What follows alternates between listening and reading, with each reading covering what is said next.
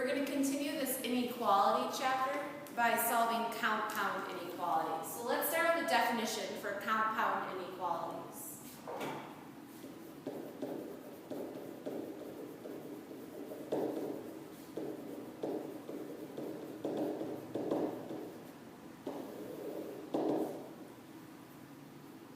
A compound inequality consists of two separate inequalities joined by an and or. Consists of two separate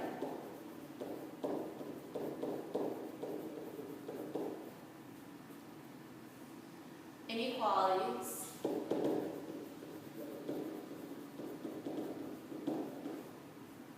joined by an and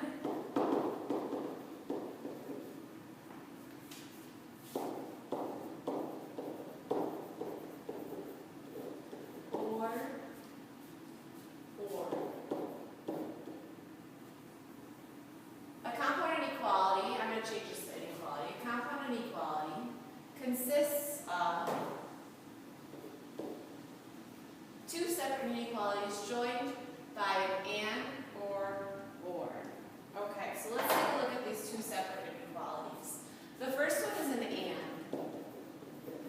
An and will look similar to this. Here's one example. -2 is less than x, which is less than 1. Ands will always be combined together. So you would read this, -2 is less than x, which is less than 1. But when you graph it, you're going to read it like this. You're going to start in the middle. We have an answer that's less than 1, but our answer is also greater than -2. Our answer is sandwiched between -2 and 1.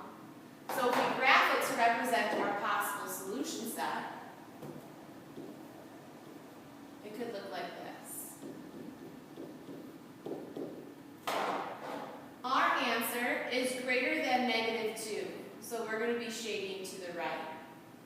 Our answer is less than 1, so we're going to be shaded to the left.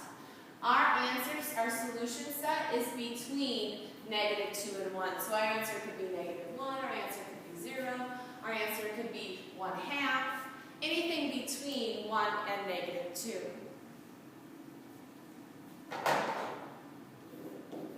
Okay.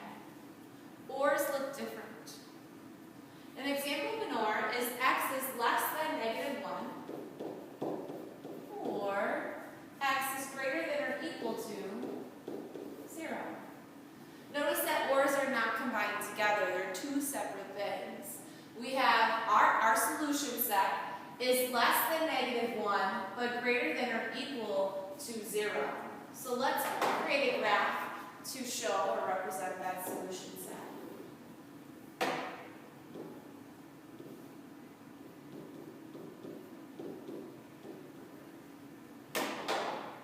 So x is less than -1. That means we're going to be shading to the left because you want small.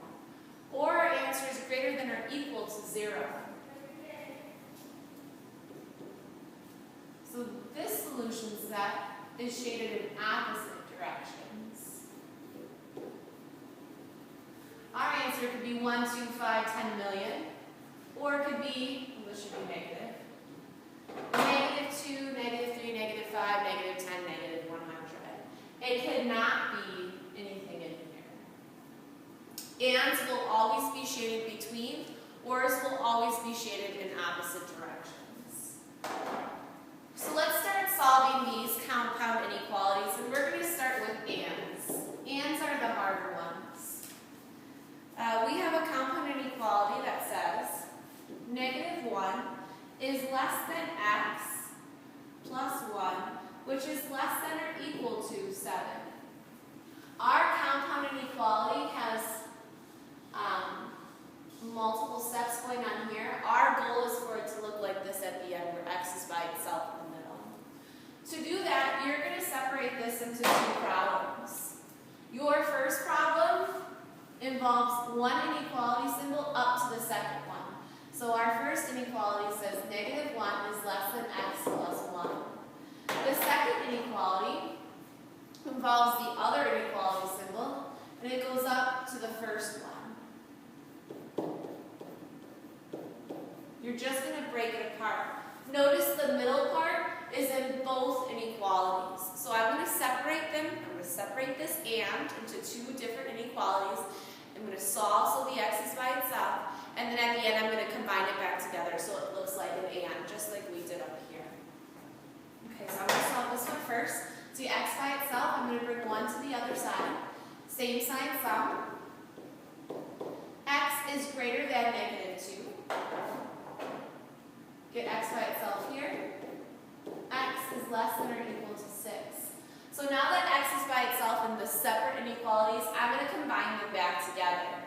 This middle part, notice when we separate it, it was the same. Now this middle part is the same, so I'm only going to rewrite that once. Oops. I have -2 is less than x. X, I'm not going to rewrite x, is less than or equal to 6.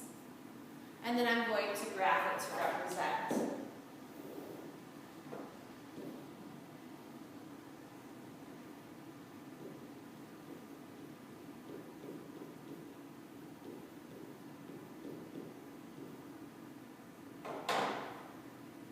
Is greater than -2, so we're going to be shading to the right. X is less than or equal to 6. We're going to be shading to the left. Our solution set is anything in the middle. Let's try another one. Let's do -7 is less than -z minus 1, which is less than 3. To solve this inequality, we're going to separate it into two parts.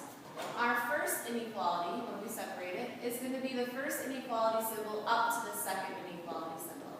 -7 is less than -z minus 1.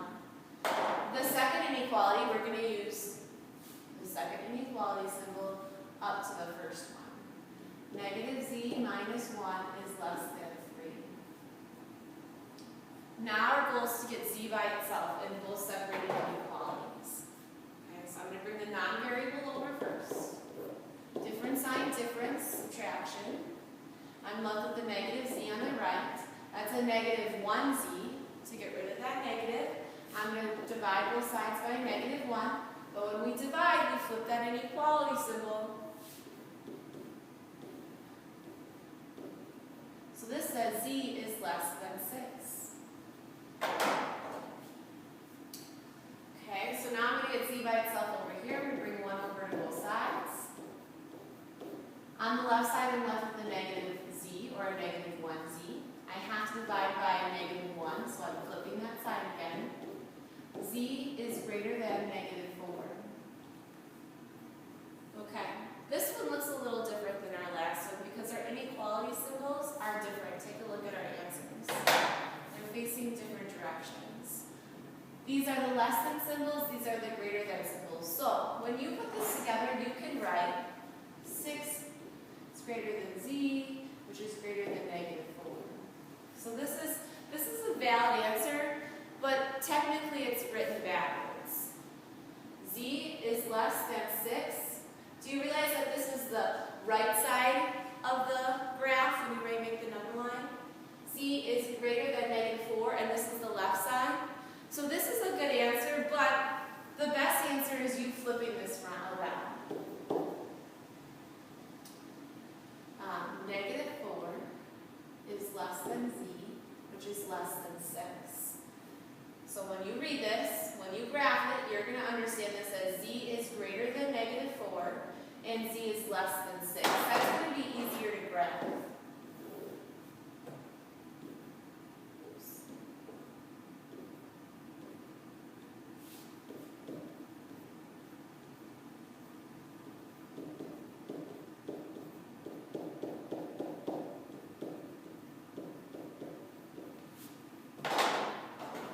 Z is greater than -4. Z is less than 6. There it is. Okay. Why don't you give this a try? Try 10 is less than or equal to 2y which is less than or equal to 24. Go ahead, push pause, and try that now.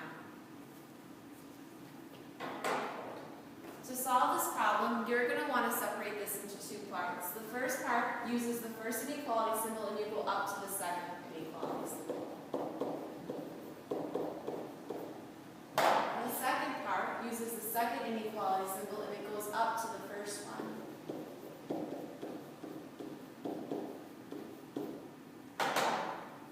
And now you want to get y by itself. Bring the non-variable term over first. To get y by itself, you have to divide. We're not dividing by negative this time, so you did not have to switch the inequality symbol. Over here, you want to bring the non-variable over first. To get y by itself, you divide. Again, we're not dividing by negative, so I'm not going to switch that sign. Get y is less than or equal to 10. You're going to want to put it back together.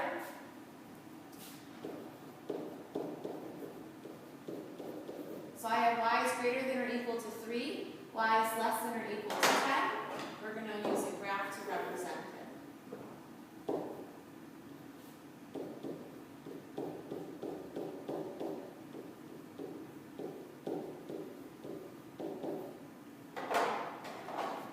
Y is greater than or equal to 3. We're going to shade to the right. Y is less than or equal to 10.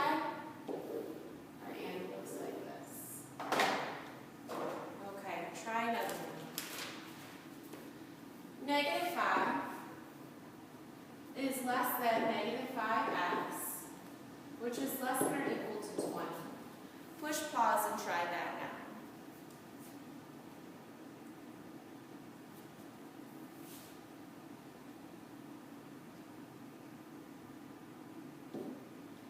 Okay, we're going to do some ORs. ORs are easier because you don't have to separate them. They're already separated for you. Take a look. 3x minus 2 is less than or equal to negative 11, or 2x plus 8 is greater than 16. They're already separated for you, so you have to solve for x for both inequalities and then graph.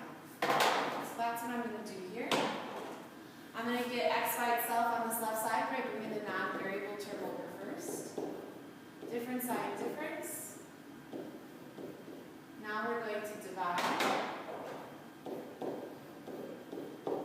Not dividing by negative, so I do not switch that sign. Over here, bring the non-variable term over. Again, I'm not dividing by negative, so I don't switch the sign. X is greater than 4. Okay. When you write your inequality, your final inequality, you don't have to combine them like ands.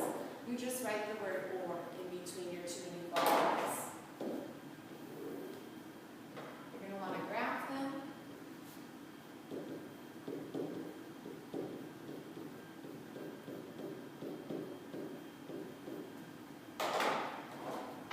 Less than or equal to negative 3, so that means I'm going to be shading to the left. X is greater than 4, and be shading to the right. Ors are always in the opposite direction. If you don't get them in the opposite direction, you know you did something wrong. All right, give this a try. You're trying 3n plus 1 is less than a negative 5, or 2h minus 5 is greater than 7.